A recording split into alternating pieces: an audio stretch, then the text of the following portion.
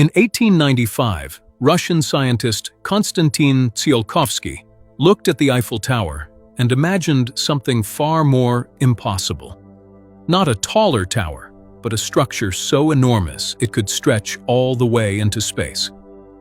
At the time, the Eiffel Tower was one of humanity's boldest engineering achievements. But to Tsiolkovsky, it sparked a terrifying question. What if humans could build a tower so tall that it reached beyond Earth itself? That idea would eventually evolve into one of the most ambitious concepts in space engineering, the space elevator. A machine that would not launch like a rocket. It would climb.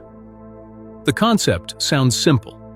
Build a cable from Earth's surface into space, attach it to a counterweight beyond geostationary orbit, and send robotic climbers up and down carrying satellites, cargo, equipment, and maybe humans.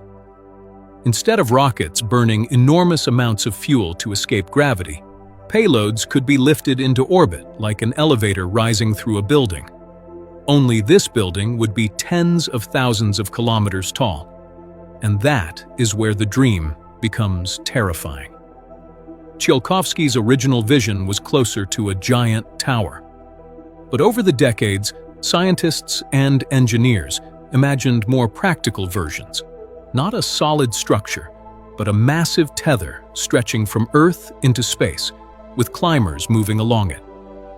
The idea became serious enough that, in the early 2000s, it was studied through work supported by the NASA Institute for Advanced Concepts.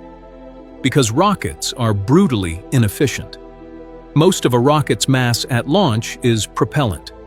Rockets carry fuel to lift themselves, more fuel to lift that fuel, and even more fuel to fight Earth's gravity and atmosphere.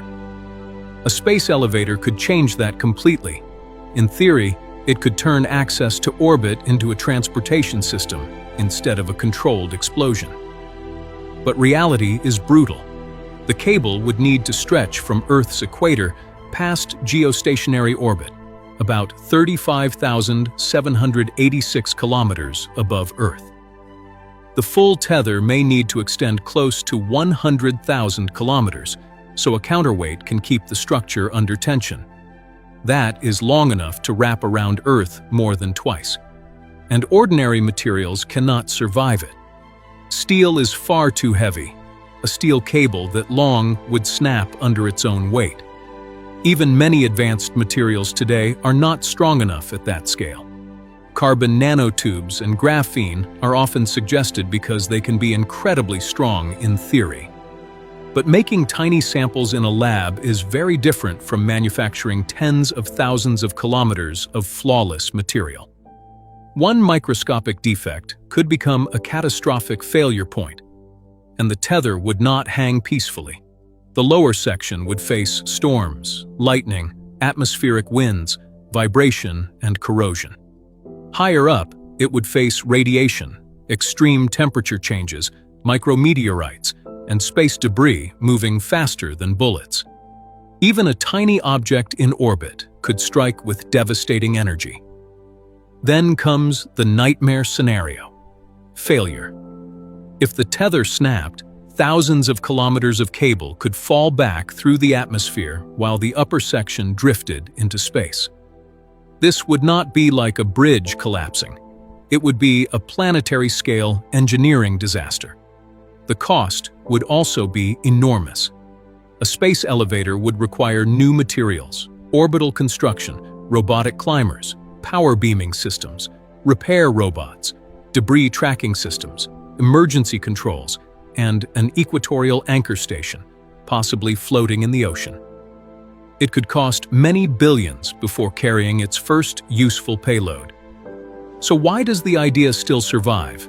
Because if it worked, it could transform space exploration. Satellites, fuel, scientific equipment, and spacecraft parts could be lifted into orbit far more efficiently. Future Moon and Mars missions could begin from orbit instead of launching directly from Earth every time. The space elevator is not impossible because physics forbids it. It is impossible because our engineering has not caught up yet. More than a century after Tsiolkovsky imagined it, Humanity still has not built one, but the dream is still hanging above us, waiting for a material strong enough to pull it down to Earth. And that leaves one serious question. Should humanity invest in a structure that could revolutionize space travel, even if failure could create one of the most dangerous engineering disasters ever imagined? Or should we stay with reusable rockets until materials science is truly ready? Would you call the space elevator a genius shortcut to space, or a disaster waiting to happen?